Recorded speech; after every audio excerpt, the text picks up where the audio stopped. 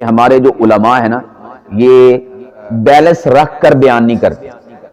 Balance رکھنے سے مراد یہ ہے کہ کتاب اللہ سنت رسول اللہ کی ساری آیات اور احادیث مبارکہ ظاہر سی بات ہے کہ بشارت سے متعلقہ تو نہیں ہے، ساری کی ساری آیات جنت سے متعلقہ تو نہیں ہے، جہنم کی بھی ہیں جنت کی بھی ہیں، اللہ کی خوشی کی بھی ہیں، اللہ کی ناراضگی کی بھی ہیں، اللہ کی رحمت کی بھی ہیں، اللہ کے غضب کی بھی ہیں.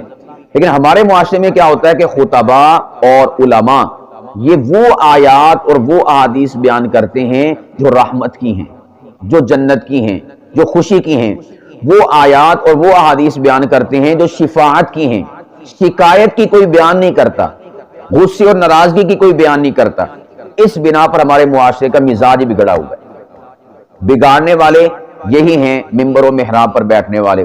ظاہر سی بات ہے یہیں سے گائیڈنس ملے گی نا دنیا آخرت کی. تو جب یہیں سے گائیڈ کیا جائے گا کہ بھئی نو ٹینشن نو پرابلم، اللہ بڑا غفور الرحیم ہے، بھئی وہ غفور الرحیم بھی ہے، لیکن اس کے ساتھ ساتھ ان بطش ربک لشدید، بے شک تیرے پروردگار کی پکڑ بڑی سخت ہے. اکثر و بیشتر ہمارے ہاں یہی رویہ ہے خطباء کا، علماء کا، کہ وہ ممبروں سے جو پیاری پیاری سونی سونی میٹھی میٹھی آیات اور احادیث ہیں وہ بیان کرتے ہیں، جس بنا پر عوام کا مزاج بگڑا ہوا ہے. حالانکہ ہم اگر قرآن پاک و حدیث مبارکہ کو دیکھیں نا اور ہم ترازو میں تولنا چاہیں تو جنت کی آیات کم نکلیں گی، جہنم کی زیادہ نکلیں گی. سمجھ آگی کہ نہیں؟ اللہ سبحانہ و تعالیٰ کی بارگاہ میں چھٹکارے کی آیات کم نکلیں گی اور پکڑ کی آیات زیادہ نکلیں گی. تو ہم نے کیا کر دیا، جو کم تھا اس کو زیادہ بیان کر دیا، اور جو زیادہ تھا اس کو یا تو بیان کیا ہی نہیں یا کیا تو بہت شاذ و نادر کم. تو اس لیے یہ بہت بڑا ہم جو ہے امت کا سمجھو کہ نا بیڑا غرق کر رہے ہیں. اور پھر ہمیں سے پوچھا جائے گا، یعنی علماء خطباء سے ہی پوچھا جائے گا، ہم نے تو آپ کو کامل علم عطا فرمایا تھا، ہم نے تو آپ کو کامل جو ہے نالج عطا فرمایا تھا، ہم نے تو آپ کو کامل معلومات قبر آخرت کی، حشر کی، جنت کی، جہنم کی، اللہ کی عطا فرمائی تھی. تو آپ نے ایک ناقص، یعنی آپ نے پورا کیوں نہیں بیان کیا، آپ ادھورا کیوں بیان کرتے رہے؟ ایک کی پورشن، ایک کی سائیڈ، ایک کی طرف آپ بیان کرتے رہے، آپ نے مکمل دین کو کیوں نہیں بیان کیا؟ قرآن کریم اللہ پاک کیا فرماتے ہیں؟ الیوم اکملت لکم دینکم، کہ آج کے دن میں نے جو ہے دین، تمہارے دین کو تمہارے لیے مکمل کر دیا، کامل کر دیا. دین ہمارا کامل ہے اور ہم ادھورا دین بیان کرتے ہیں، پورا دین بیان نہیں کرتے. قرآن کریم اللہ سبحانہ و تعالیٰ جا بجا فرماتے ہیں، اے حبیب ہم نے آپ کو ڈرانے کے لیے بھیجا ہے، بشارت والا بھی ہے، ہم نے آپ کو بشیر بنایا، بشارت سنانے والا بہت کم، زیادہ ہے وَنَذِيرًا، ہم نے آپ کو نذیر بنا کر بھیجا. یا ایھا المدثر قم فانذر، اے کمبل اوڑھ کر سونے والے اٹھیے اور لوگوں کو ڈرائیے. وَأَنذِرْ عَشِيرَتَكَ الْأَقْرَبِينَ، سورۃ المدثر پارہ نمبر 29، کہ اپنے قرب و جوار کے لوگوں کو، اپنی برادری کے لوگوں کو، اپنے قریبی لوگوں کو وَأَنذِرْ، آپ ڈرا دیجئے. ڈرانے کا ذکر زیادہ ہے، جہنم سے ڈرائیے، اللہ سے ڈرائیے، اللہ کے غضب سے ڈرائیے، قیامت سے ڈرائیے. لیکن ہمارے ہاں خوشی کی باتیں زیادہ کی جاتی ہیں اور جنت کی باتیں زیادہ کی جاتی ہیں، بخشنے بخشوانے کی باتیں زیادہ کی جاتی ہیں کہ نو ٹینشن نو پرابلم، بخشے گئے آپ، بخشے گئے آپ. جبکہ قرآن کریم اللہ سبحانہ و تعالیٰ نے جو زیادہ پورشن بیان کیا ہے وہ ڈرانے سے متعلقہ بیان کیا ہے. نہیں سمجھ آئی؟ تو قصور ہمارے خطباء کا، علماء کا. میں نے ایک جگہ پر کسی کی والدہ کا غالباً طلبی اصلاح ثواب کی محفل تھی، دو علماء تھے، ایک بریلوی تھے اور ایک میں تھا.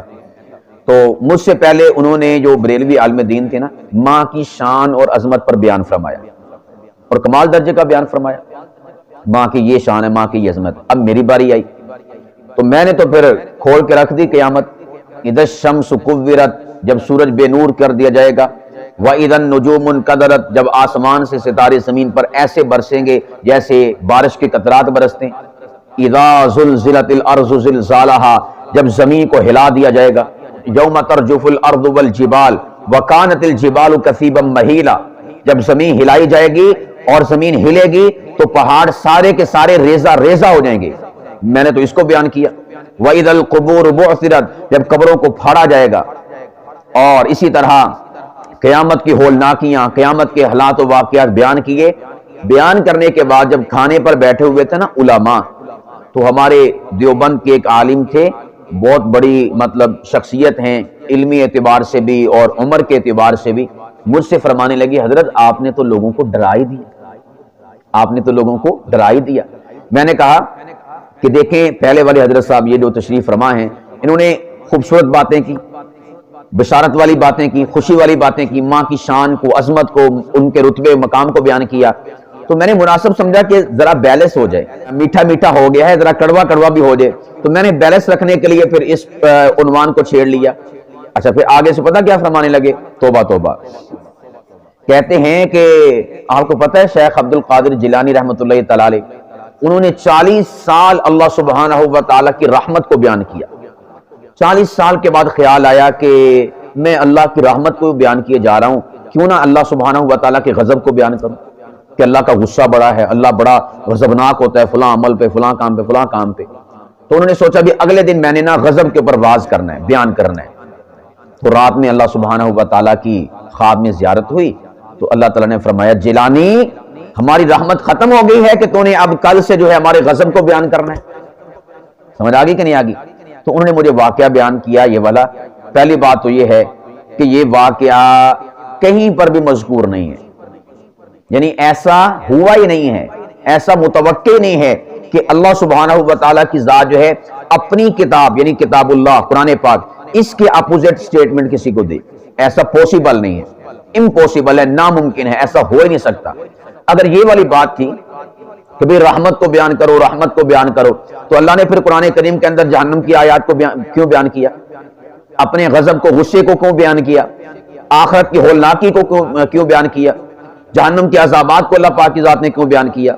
تو اس سے کیا پتا چلا کہ یہ واقعہ ہی جھوٹا ہے، فیبریکیٹڈ ہے، گڑا ہوا ہے، من گھڑت ہے، اور اس اللہ والی شخصیت یعنی شیخ عبد القادر جیلانی رحمۃ اللہ تعالی علیہ ان کی جانب اس واقعے کو منسوب کیا گیا ہے، حقیقت کے ساتھ اس کا کوئی تعلق نہیں ہے۔ اور ہمارے ہاں عام یہ واقعہ بیان کیا جاتا ہے، وہ 40 سال تک اللہ کی رحمت کو بیان کرتے رہے، اس کے بعد سوچا میں اللہ کا غضب نہ بیان کروں، اللہ کا غصہ نہ بیان کروں، تو اللہ نے پھر آگے سے یہ کہا۔